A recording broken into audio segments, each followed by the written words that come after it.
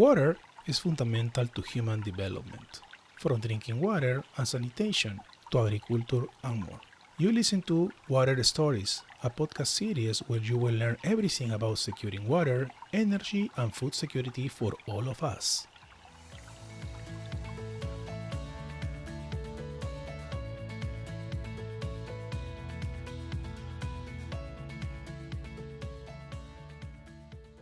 Hello everyone, I am Juan Carlos Giraldo and welcome to Water Stories.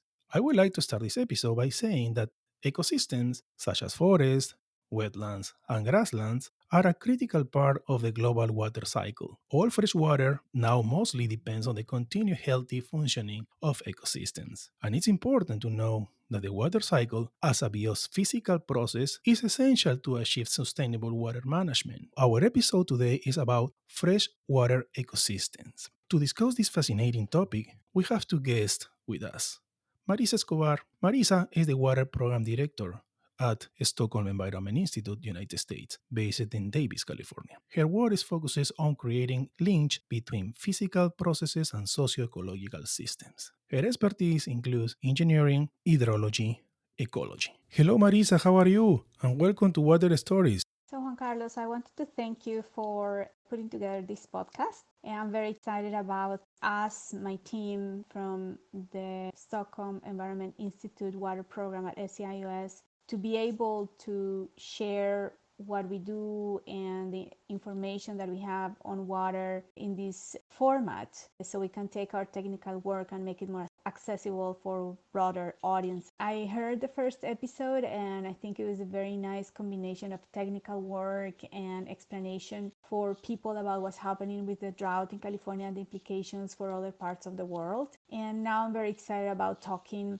about the work I do on ecosystems and water with my colleague Doug Chalmers. Recently, I've been listening to a book. It's called Water, a Biography by Boccaletti. And he has a beautiful quote. It says, "It's important that we recognize water's hidden. It's hidden physically, it's hidden institutionally, it's hidden historically. One of the most important things we can do is bring it up to the surface and make sure that people pay attention." And I think that's what we are doing with this type of podcast on telling the stories that we know about water and how that takes shape in different parts of the world and find solutions to really find water security. Thank you. Thank you. And our second guest is Doug Chalmers. Doug is an associate scientist in Stockholm Environment Institute. He works on water resource modeling and planning in California and helps to build water allocations models using water rights data from the California State Water Resource Control Board. Now he's in Seattle. Hello, Doug. How are you? Happy to have you today as a guest. Hey, Juan Carlos. Thanks for having me. I'm doing well. Thanks. Thank you both. As I mentioned in the intro, ecosystems are a critical part of the global water cycle. So I would like to start this conversation by asking you, Marisa. Aquatic species in California, especially salmon, face droughts that are increasing day by day because of climate change. Do you think that actions to protect these species can help it against this threat? Well, this is that's the gist of the problem, right? And there are many things that are happening. We need to try to create action before some of the climate effects are more extreme. We've seen a lot of those effects happening already, but climate change occurs somehow gradually, right? And we have some mechanisms through governance and through action that can bring some positive change in management. And I have an example of what I've seen here over the 20 years that I've been in California, where I've noticed how the organizations, the institutions, the citizens as well are more aware of these issues and are creating more action. I came from another country, right, where ecosystems are more like an afterthought still. And here I feel like this consciousness about trying to bring ecosystems to the table in water planning is very central. So I've seen that change in the last 20 years that I've been here. And I'm excited to implement some of the actions that water planners have been promoting for many years. And it does feel like now is the moment. We just came out of the Glasgow meeting a couple of weeks ago, and there's a lot of talk about the pressing needs. We also have the infrastructure bill happening right now. So all of these coming together, I think is the right time to move from ideas to action and to really bring in some of the solutions to the table. And it's true, Marisa. I am very glad you mentioned COP26 because during the conference, the leaders discussed the importance of a good water management in the world. Marisa, before the second question, would you mind sharing with us briefly about the project you were a part of at Butte Creek about the spring run Chinook salmon, please? So this is a system in the northern part of California, and they have one species of salmon, the spring-run Chinook salmon, which is very threatened by high temperatures in the summer because they migrate in the spring and they live in the stream through the summer before they spawn in the fall. So they need the right temperatures to over summer so they can be, in shape and alive to spawn in the fall. In this particular example, and this was, over 10 years ago, there was some hydropower generation. Through the analysis that we were able to do, we could demonstrate how this hydropower was diverting water at a critical part of the river where the fish needed the water to be there to reduce the temperatures. So, in addition to our analysis, there were other processes that were happening that I think are very positive to maintain and that we need to take advantage of, such as the FERC relicensing, which is the relicensing for hydropower plants. And through that mechanism, it was possible to demonstrate that the benefits of having these coal hydropower plants weren't were outweighed by the importance of keeping these conditions for the fish.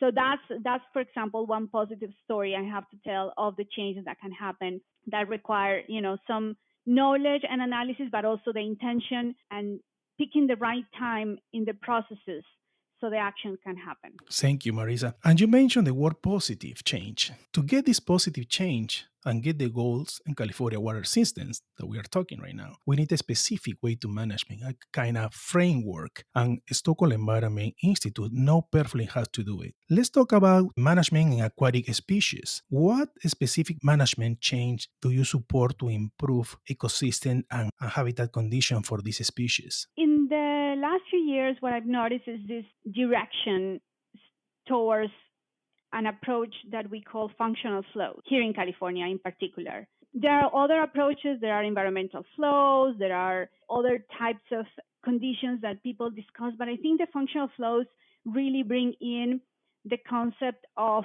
we need to keep water in the system, but we can keep the amounts of water for fish, for freshwater ecosystems, the amounts of water that maintain the habitat. So it doesn't have to be a constant amount of flow. It doesn't have to be high levels of flow. It just needs to be the amount of water that the fish and the species need for habitat at particular moments of their life stages. So it really shifts a little bit the thinking on, fixes amount of flow that we need to keep for the ecosystems all the time to more flexible amounts of water that we can provide to the system with enough forecasting and enough infrastructure also to manage that water that way, but maintaining the water for the habitat and for the life stages.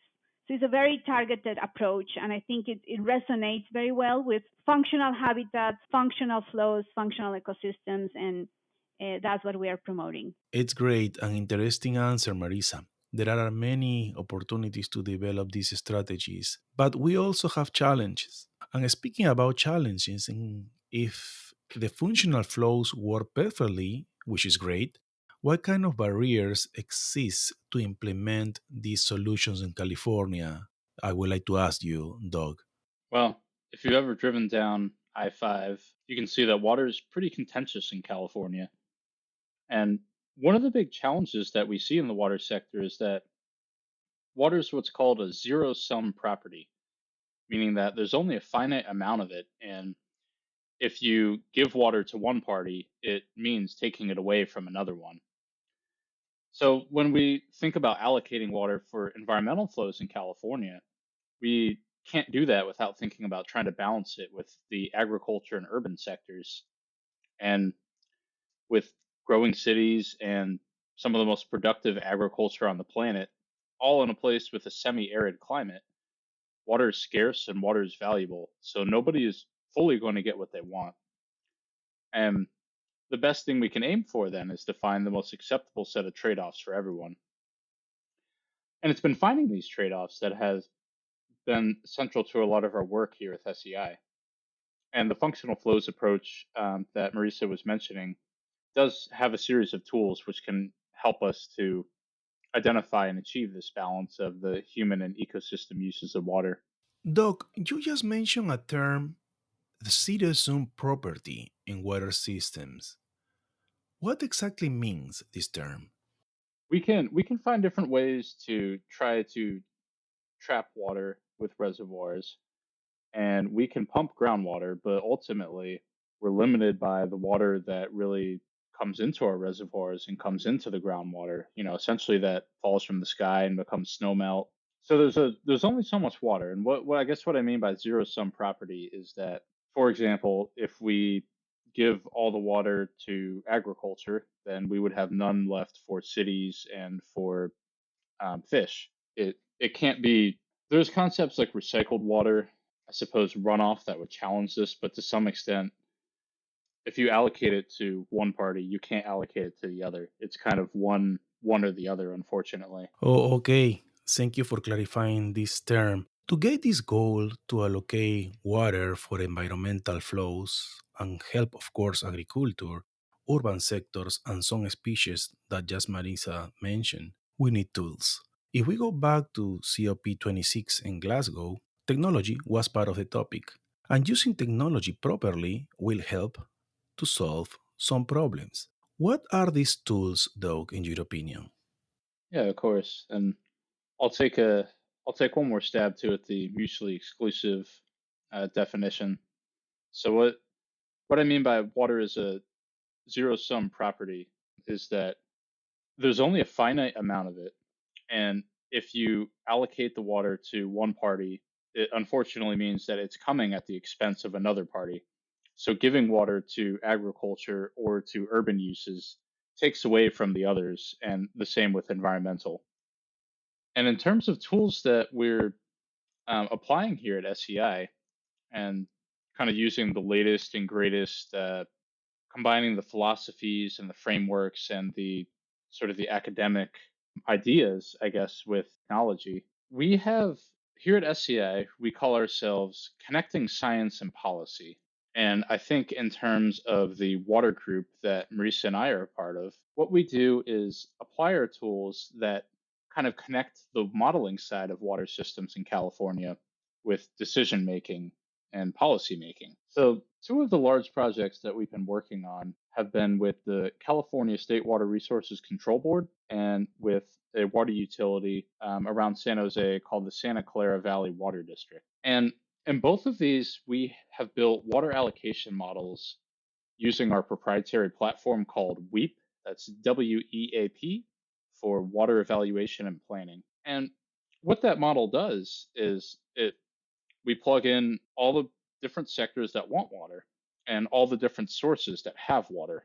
And then we run simulations that say, okay, if we have this much total water, you will get water, but you may not. And what we do with that is that these models, they're really used to kind of paint a picture of the common reality that everyone shares, the reality of shortages and the reality that trade-offs are needed and that not everyone will get everything that they want because it's impossible. And so what we can do with WEAP, with our water allocation models, is test some of the environmental flows or the in-stream flow targets related to functional flows and say, okay, if we want to leave this much water in streams to protect the salmon and the steelhead and other aquatic species, then here's what it means for the human uses of water. We can use that to kind of answer questions like, how much really can we protect the species and how much of an impact will it have on some of the human uses like cities and agriculture. And so the clients, the State Water Resources Control Board and the Santa Clara Valley Water District, they use the results that we look at in these models to kind of initiate facilitation to kind of bring everyone together, again with that painting a picture of the common reality that we all share, and kind of come together and say, look, here's what we're working with. How can we all work together? No one wants agriculture to go out of business. No one wants to leave our cities high and dry, and no one wants all the salmon to die. So we all, when we look at the results together and we see that, oh, I take everything I'm asking for, you'll have nothing, that kind of changes the conversation.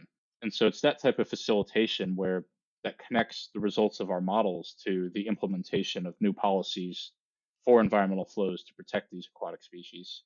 That's an excellent explanation. And with these tools, you guys will have access to a good data that will help redefine or improve some strategies. Marisa, would you like to add anything to Doc's answer? So what Doug described is really the state of the art of these kinds of applications of allocation of water. I love that we can get the opportunity to do this work in California. And one of my favorite parts of my job is to be able to apply those lessons to other parts of the world. Currently, we are working on an initiative that we call Water Beyond Boundaries. We try to identify what are those boundaries that don't let us really solve the water problems in the world. Some of them are physical, some of them are institutional, some of them are technological. So we are trying to break those boundaries and bring this information and technology to other places. And we are taking some of these lessons from California and applying them in places like Colombia or Thailand or Africa, where we are bringing the concepts of ecosystems, in particular the functional flows and the aquatic habitat assessment tools. So when they do the water planning, they bring the voices of these water needs for the in-stream ecosystems to the table. So that's very exciting, and it's very nice to see how this is happening through the initiative. Yeah, when initiatives are good, Marisa, why not implement them in another part of the world? Doc, would you like to share something else? Maybe some experience with allocating water that our listeners want to know about it? Yeah. So the application of our work with the Santa Clara Valley Water District around San Jose connects back to a lot of the ideas that Marisa was talking about with the functional flows framework. And as a result of our ability to quantify the fish habitat and the reservoir operations at the same time, what we've seen now is that the district is going and is releasing recommendations to change their reservoir operations, reservoir re-operations, they call it, as a result of a lawsuit settlement. And to paint it in broad strokes, which probably will apply to other places across California or really the world, some of the concepts from functional flows that we're putting in there or that have emerged have been that there's a need to re-operate our water systems so that they operate a little more naturally according to the conditions that aquatic species have adapted to in California. So in California, we have a dry summer and a wet winter, but for humans, we have all our demands in the summer and none in the winter. So there's a bit of a conflict there, and it's been a bit one-sided in the past 100 years. So I think that we'll see a bit more of a reconciliation with the need to provide winter flows at the times when the fish life stages are really critical. Where people can reach more information to understand more about these freshwater systems? Yeah, a couple of good resources to learn more about water management in California that would be pretty approachable would be one is called Maven's Notebook. Another is the California Water Blog, run by Jay Lund out of UC Davis. There is the California Environmental Flows Framework website, which is also hosted on UC Davis. And then the California Data Exchange Center has information on how much reservoir storage we currently have compared to normal for this time of year. Marisa. So I think that this is a moment where everyone needs to be involved on the management of our resources, water resources, land, ecosystems. I think people need to start reading more and have their voices heard as well on their opinions on how these things need to happen, and also to gear and to motivate decisions that are more beneficial for the purposes of maintaining a healthy ecosystem. Although the work we do is very technical, we try to produce information that's kind of understandable for a broader audience. We try to process our data and digest and distill the information to the main 2 to 3 results that come from these analyses. And we publish that on our website. If you Google SEI water for ecosystems and livelihoods, you will see our site and you'll be able to see some of those outputs that we produce. And I think that would be very interesting for people to go and find out more. We are also trying to partner with Amazon Web Services because some of this information could be put more out there for people to look at it from their own computers and browsers and servers. So I feel like we hope that soon we'll be able to have that service available. And yeah, I'm going to stop there. And Marisa, where people can contact you? My email is marisa.escobar@sei.org. And yeah, people can just email me and we'll be happy to be in touch and to get people involved. Great. Doug, where people can reach you or contact you and learn, of course, what you are doing? Doug.Chalmers@scI.org. Thank you, Doug. Marisa, I would like to say thank you for your time. Thank you so much. This was great. Doug, thank you so much for your time. No, you're welcome. It was very enjoyable. Thank you for listening Water Stories. Remember, you can find us on Spotify, Apple Podcasts, and Google Podcasts. Stay tuned for our next episode.